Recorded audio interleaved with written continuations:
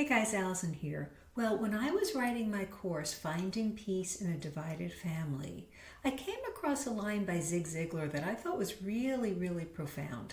And this is what he said: "It is nobler to love the person next to you than to love mankind in general."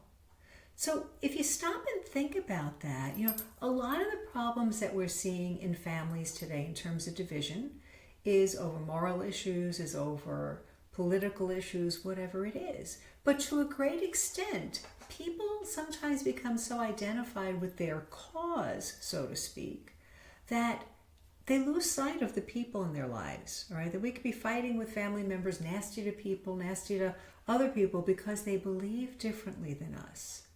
And the real test is, how do you treat the person next to you? Can you love them no matter how different they are?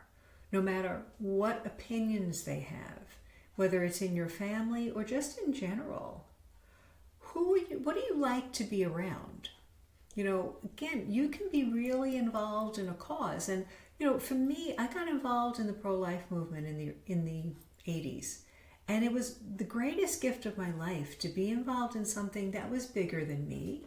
And I know, I was kind of like sad that I was a little bit late for the 70s for all the protests and stuff like that. I used to read about Joan Baez and Bob Dylan. I wanted to be part of it. And then God really called me into the pro-life movement. But it's easy even there, as good a cause as that was, to become so angry, to become so strident in your views that you don't love the people that you're actually fighting for.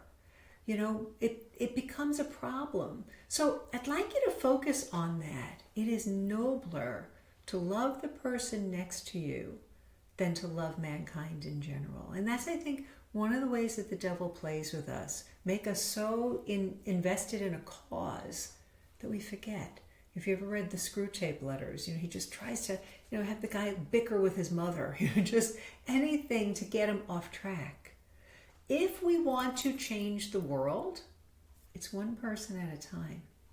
Now, obviously, we need to be involved in bigger causes, and I'm not saying we shouldn't, but it really does start one-on-one. It starts with your family. It starts with your children. Now, if your family is divided, particularly over big issues like this, number one, it's okay to identify maybe that's the problem on their side, that they're so invested in their cause and in their, almost like we celebrate hatred today. If you hate somebody more than you love people, then you're more virtuous, But if that's the problem that you see, check yourself that you're not doing the opposite reaction over whatever that issue may be.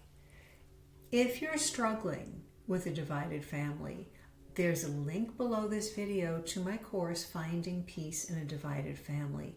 It is self-paced, and I try to cover kind of really understanding the problem, finding ways to set healthy boundaries, creating a peace plan for yourself, because some of these things take time to work out, and it can become very all-consuming.